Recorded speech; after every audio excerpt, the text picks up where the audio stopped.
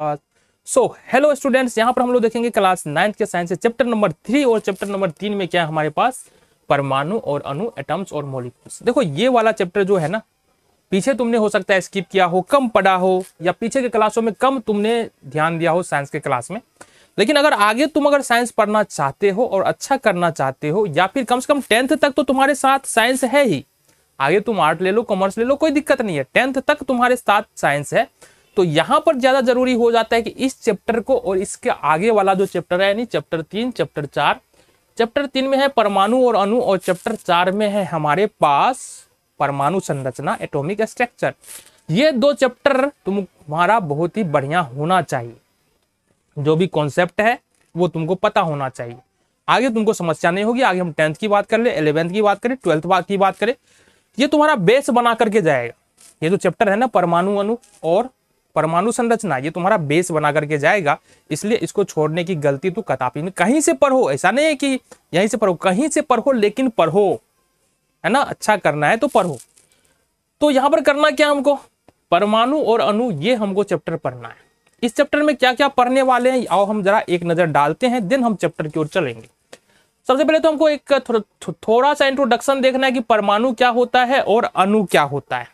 ठीक है जी, परमाणु क्या होता है और अणु क्या होता है। देन हमको देखना है कि यहां पर लॉ ऑफ केमिकल कॉम्बिनेशन, यानी रासायनिक संयोग के नियम देखना। अब ये क्या होता है, जब भी कोई रासायनिक अभिक्रिया होती है या जब भी कोई केमिकल इंसिडेंट या केमिकल घटना होती है तो कुछ नियमों के अनुसार ही होती है।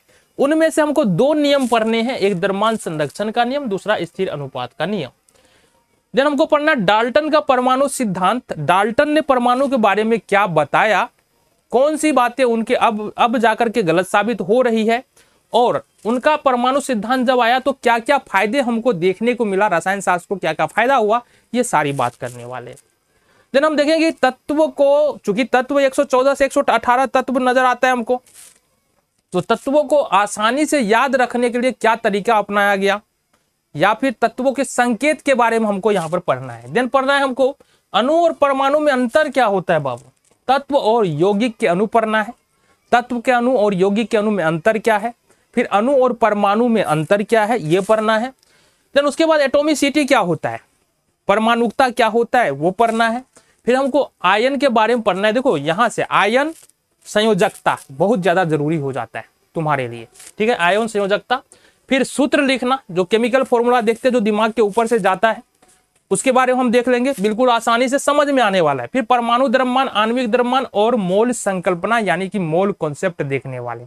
कुल मिला के देखिए बड़ा मजेदार चैप्टर होने वाला है, इसलिए आओ जरा हम चलते हैं चैप्टर की ओर।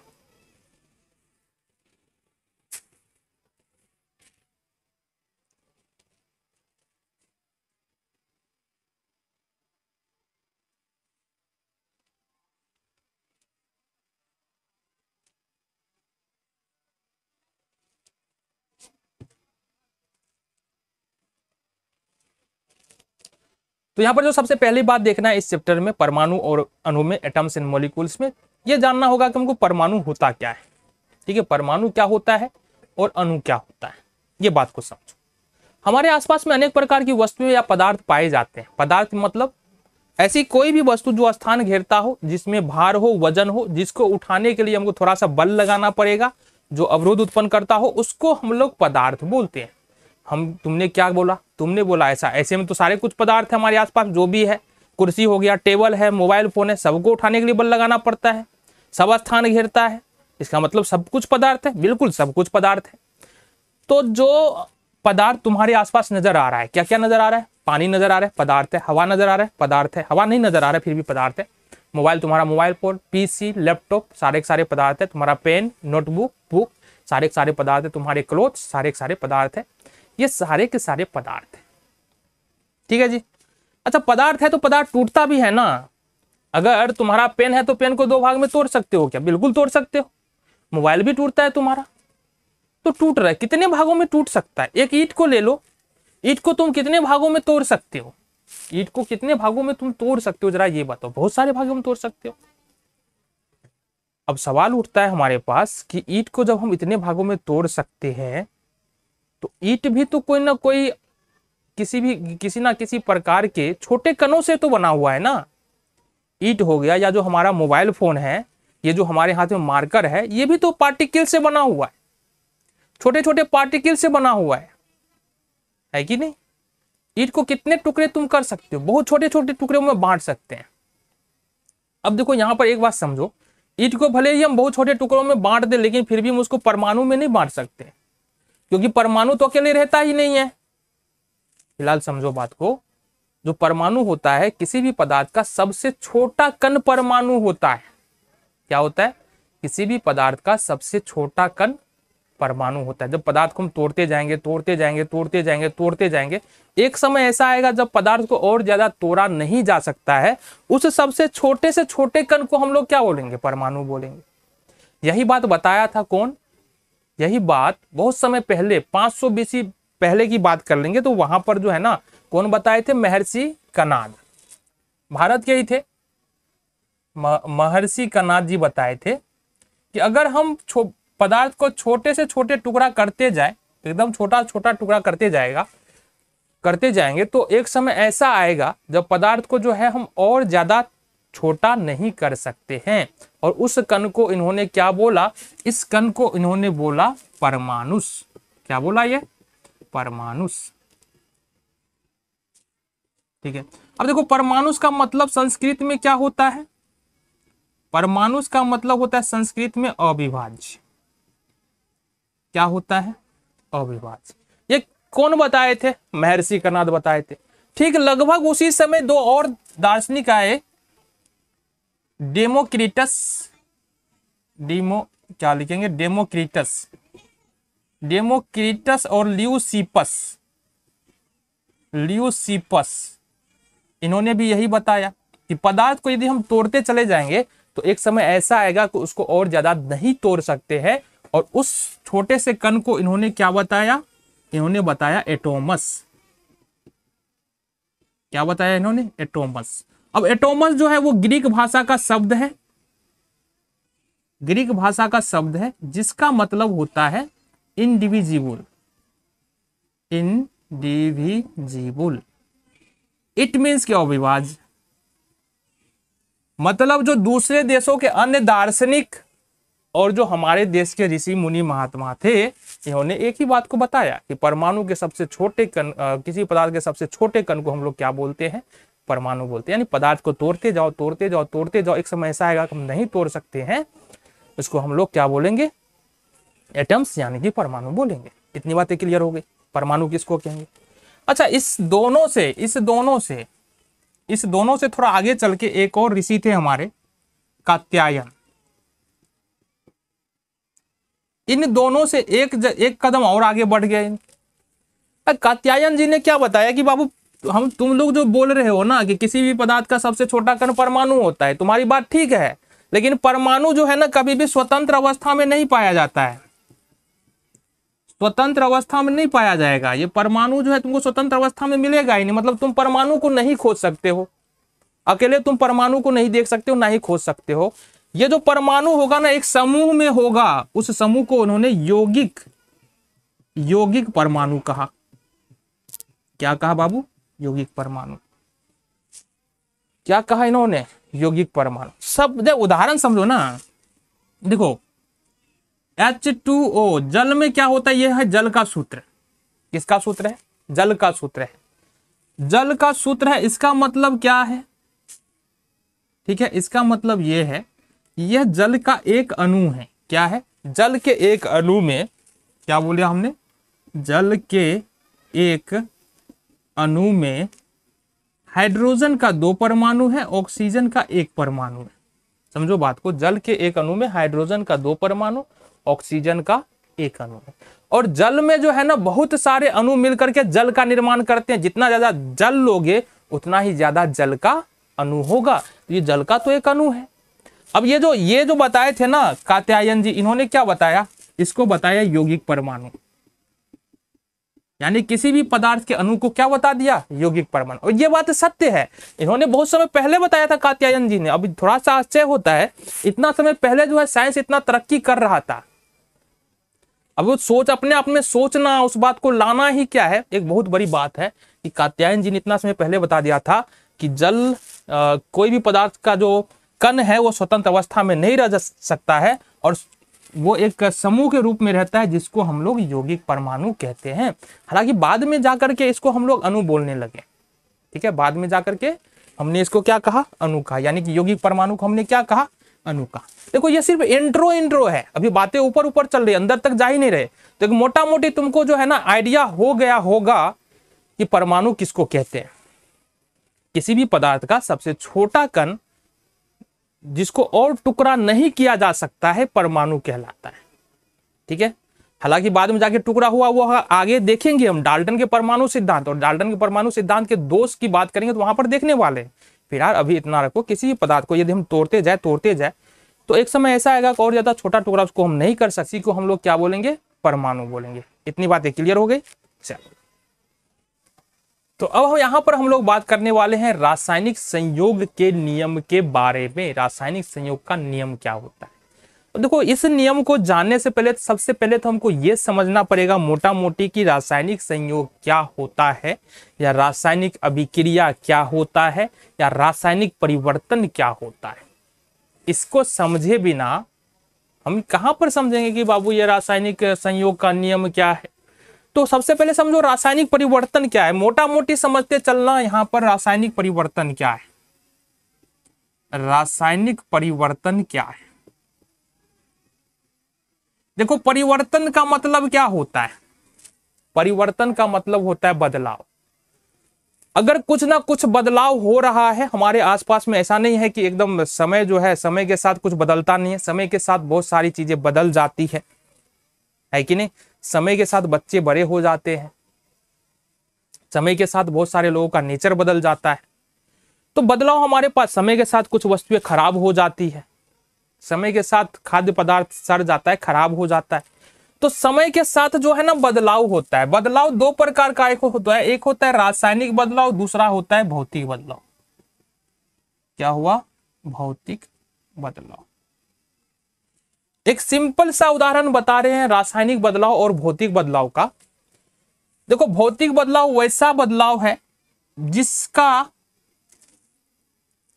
जो है गुण नहीं बदलता है, जो प्रॉपर्टीज है किसी भी पदार्थ का वो नहीं बदलता है और उसको पुनः प्राप्त किया जा सकता है। कहने का मतलब क्या है, जैसे एक गिलास पानी लिया हमने, इसमें चीनी हमने मिला दिया। क्या मिलाया हमने, चीनी। अब इसमें जो चीनी तो घुल गया है, चीनी घुल गया, लेकिन इसमें एक बात बताओ कि चीनी का भी प्रॉपर्टी है और पानी का भी गुण है, पानी का भी प्रॉपर्टी है। तो ये भौतिक बदलाव है। क्या है, भौतिक बदलाव है। एक और उदाहरण से समझो, बल्ब यहां पर जल रहा है, एक बल्ब जल रहा है यहां पर तुम्हारे पास, ये क्या हो रहा है, बल्ब जल रहा है, और बल्ब यहां पर जल रहा है। ये किस प्रकार का बदलाव है, बता दो जरा। भौतिक बदलाव है। भौतिक बदलाव को ऐसे भी समझ सकते हैं कि जब तक कारण मौजूद है बदलाव मौजूद है, कारण हटा लिए बदलाव खत्म हो गया, तो उसको हम लोग भौतिक बदलाव कहते हैं। जैसे एक बात बताओ, रबर को जब तक खींच के रखेंगे ना तो वो उसी फॉर्म में रहेगा, लेकिन जैसे ही छोड़ेंगे तो वो पहले वाले फॉर्म में आ जाएगा। तो ये कैसा परिवर्तन है, भौतिक परिवर्तन है, भौतिक बदलाव है। रासायनिक परिवर्तन किसको बोलेंगे, रासायनिक परिवर्तन ऐसे परिवर्तन को बोलेंगे जो एक बार हो जाए तो रिवर्स नहीं होता है, मतलब उल्टा नहीं होता है उसका। कुछ कुछ रासायनिक बदलाव का उल्टा होता है, लेकिन सारे रासायनिक बदलाव का उल्टा नहीं होता है। एक बार यदि हम ये कर देते हैं उल्टा नहीं होगा। जैसे अगर मान लो लोहा में जंग लग गया, अगर लोहा में जंग लगा, लोहा में जंग लग गया, तो क्या जंग लगे हुए भाग को हम लोग या पहले उस लोहा को पहले जैसा कर सकते हैं? तुम बोलोगे हाँ बहुत आसान है ना, जंग लग गया उसको ऊपर से साफ कर दो, रगड़ उगड़ दो, एकदम फिनिश कर दो, नया जैसा हो जाएगा। लेकिन जंग लगने के कारण जो लोहा खराब हुआ वो लोहा तो वापस नहीं आएगा। मतलब रासायनिक बदलाव ऐसा बदलाव होता है जिसको रिवर्स नहीं किया जा सकता है, उसको हम लोग क्या बोलते हैं, रासायनिक बदलाव। ठीक है जी, तो रासायनिक बदलाव। अच्छा, रासायनिक परिवर्तन या रासायनिक बदलाव समझ में आ गया। भौतिक परिवर्तन या भौतिक बदलाव हो गया। मोटा मोटी याद देखो, रासायनिक बदलाव में क्या होता है, जो घटना घट चुकी है उसको रिवर्स नहीं किया जा सकता है। जैसे दूध अगर फट गया तो उसको फिर पहले जैसा नहीं कर सकते हो। दही अगर जम गया है, दूध से दही बन गया है, तो दही से दूध नहीं बना सकते, रासायनिक बदलाव हो गया। पानी में चीनी घोल रहे हैं, ठीक है, तो कैसा बदलाव है? भौतिक बदलाव है। बल्ब का जलना किस प्रकार का बदलाव है? भौतिक बदलाव है। पानी को हम लोग वाष्प बना दे रहे, किस प्रकार का बदलाव है? भौतिक बदलाव, क्योंकि फिर वाष्प से पानी भी तो बन जाएगा ना। तो भौतिक बदलाव और रासायनिक बदलाव यहां से तुमको समझ में आ गया, ठीक है जी। अब फोकस यहां करो रासायनिक बदलाव पर। अगर रासायनिक बदलाव को अगर रसायन की भाषा में लिखे तो उसी को हम लोग रासायनिक समीकरण बोलेंगे, रासायनिक समीकरण बोलेंगे। और रासायनिक बदलाव कब होता है? अब जाहिर सी बात है, रासायनिक बदलाव जो है या परिवर्तन जो है, भौतिक परिवर्तन हो या रासायनिक परिवर्तन हो, भौतिक बदलाव हो या रासायनिक बदलाव हो, किसी न किसी वस्तु के साथ ही होगा। मान लो दूध फट रहा है तो रासायनिक बदलाव है, लेकिन हो किसके साथ रहा है? दूध है, दूध में कुछ केमिकल्स है जिसके कारण वो घटना घट रही है ना, हाँ या ना? घट रही है कि नहीं घट रही? बिल्कुल घट रही है, कुछ ना कुछ केमिकल लोचा के कारण तो दूध फट रहा है। यहां पर आ जाओ, लोहा में जंग लग रहा है, कुछ ना कुछ तो रीजन होगा। अकेले लोहा तो जंग नहीं लगा रहा है, कुछ ना कुछ केमिकल लोचा तो है, बिल्कुल है बाबू। यहां पर H2O आता है, यहां पर तुम्हारा O2 आता है, फिर जाके जंग का काम आता है। मतलब नमी आता है, ऑक्सीजन आता है, फिर लोहा में जंग लगता है। बातें समझ में आ रही है? बातें समझ में आ रही है, बिल्कुल। अब जो लोहा में जंग हमने कहा कि रासायनिक संयोग के नियम पढ़ना है, अब कहां फंस गए इसमें? हम ये बता रहे बाबू कि रासायनिक परिवर्तन होता क्या है। अब ये जो जंग लगने की घटना जो हमने बताया पूरा, सबसे पहले हमने बताया कि रासायनिक परिवर्तन क्या है, फिर जंग लगने की घटना हमने बताया। और जंग लगने की घटना जो है एक प्रकार का रासायनिक संयोग है, जो यहाँ पर H2O2 और लोहा के बीच में हो रहा है। किसके बीच में हो रहा है? H2O2 और लोहा के बीच में रासायनिक संयोग हो रहा है। मतलब हम लोग रासायनिक परिवर्तन को ही रासायनिक घटना बोलेंगे और रासायनिक घटना को ही रासायनिक संयोग बोलेंगे। बातें क्लियर है? क्लियर है। अब ये जो घटना घट रहा है ना, जंग लगने की जो घटना घट रही है यहाँ पर जो जंग लगने की घटना घट रही है लोहा में, किसके किसके उपस्थिति में हो रहा है? एक तो O2 ऑक्सीजन, दूसरा H2O जल, और तीसरा लोहा। लोहा के साथ हो रहा है घटना, तो लोहा तो रहेगा। ये जो जंग लगने की घटना जो घट रही है ना, ये कुछ नियमों के अनुसार ही होगी। बातें समझ में आ रही है? कुछ ना कुछ नियमों के अनुसार ही होगी, जिसको हम लोग बोलेंगे रासायनिक संयोग के नियम। क्या बोलेंगे? रासायनिक संयोग के नियम। मतलब जितने भी भौतिक परिवर्तन हो, ये रासायनिक परिवर्तन होते हैं ना, दूध से दही बन रहा है, नियम के अनुसार होगा, है ना? दूध फट रहा है, एक खास नियम के अनुसार ही होगा, ठीक है? तो ये सारे एक नियम के अनुसार ही होते हैं, जिसको बोलते हैं अपन रासायनिक संयोग के नियम। यानी अगर हम परिभाषा की बात करें तो क्या बोल सकते हैं? परिभाषा की बात करेंगे, जितने भी रासायनिक संयोग होते हैं, जितनी भी रासायनिक अभिक्रिया होती है, वो एक नियम के तहत ही होता है, एक नियम को फॉलो करते हुए होता है, पालन करते हुए होता है, जिसको हम लोग रासायनिक संयोग के नियम कहते हैं, ठीक है? कुल मिलाकर अगर हम देखें 9th से लेकर के और 11th 12th में जाओ तो 5 रासायनिक संयोग के नियम हमको पढ़ने हैं, जिसमें से मुख्य 2 है जो अभी पढ़ना है हमको। अभी पढ़ना है 2। कौन सा? एक पढ़ना है हमको स्थिर अनुपात का नियम, एक पढ़ना है अपन को स्थिर अनुपात का नियम, और एक पढ़ना है हमको द्रव्यमान संरक्षण का नियम। द्रव्यमान संरक्षण का नियम। अब इस नियम को एक बार तुमको जो है थोड़ा सा ब्रीफ दे दे, थोड़ा बता देते हैं, देन हम प्रॉपर वीडियो में बात करने वाले हैं स्थिर अनुपात का नियम क्या है और द्रव्यमान। तो यहां पर हमको देखना है रासायनिक संयोग के पहले नियम को, और जो पहला नियम है वो क्या है? पहला नियम है हमारे पास द्रव्यमान संरक्षण का नियम या law of conservation of mass. अब इस नियम को जो दिया था वो 1774 में 1774 में लब्वाजे ने दिया था। लब्वाजे ने दिया था। इसको इंग्लिश में देखो तुम पढ़ लेना, LAVOISER, अब जो पढ़ो इसको, ठीक है? 1774 में लब्वाजे ने दिया था। अब नियम क्या है?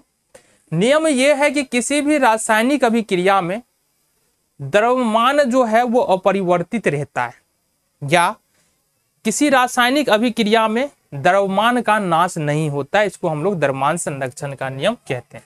प्रश्न क्या मतलब है इसका, समझो बात को। सपोज हमारे पास दो प्रकार के टर्म्स या है, दो प्रकार के पदार्थ है ए बी, ये रिएक्शन करता है सी और डी बनाता है। दो प्रकार के पदार्थ है ए और बी है, ये रिएक्शन करके सी और डी बनाया। मान लो पहले का जो है ए का द्रव्यमान है यहां पर 10 ग्राम और बी का द्रव्यमान है यहां पर 40 ग्राम, ठीक है। देन यहां पर सी जो बन रहा है ये बन रहा है 30 ग्राम और डी बन रहा है 20 ग्राम। तो एक बात बताओ, यहां पर जो पहले का द्रव्यमान तुमको दिखेगा 10 और 40 ग्राम, दोनों मिला के कितना हो रहा है कुल द्रव्यमान 50 ग्राम। इस तरफ देखेंगे दोनों द्रव्यमान को मिला दो, कितना हो रहा है 50 ग्राम, ठीक है। तो मतलब जो अभिक्रिया से पहले द्रव्यमान था, जो अभिक्रिया के बाद द्रव्यमान है, वह दोनों द्रव्यमान क्या है, इक्वल है। यहां पर समझो रासायनिक अभिक्रिया में जिन दो पदार्थों के बीच अभिक्रिया हो रहा होता है उसको हम लोग अभिकारक बोलते हैं। क्या बोलते हैं, अभिकारक बोलते हैं। जैसे मान लो कैल्शियम है, जैसे कैल्शियम कार्बोनेट है, कैल्शियम कार्बोनेट है, इसको हमने हीट किया, गर्म किया, तो ये दो पदार्थों में टूट जाता है। एक कैल्शियम में कैल्शियम ऑक्साइड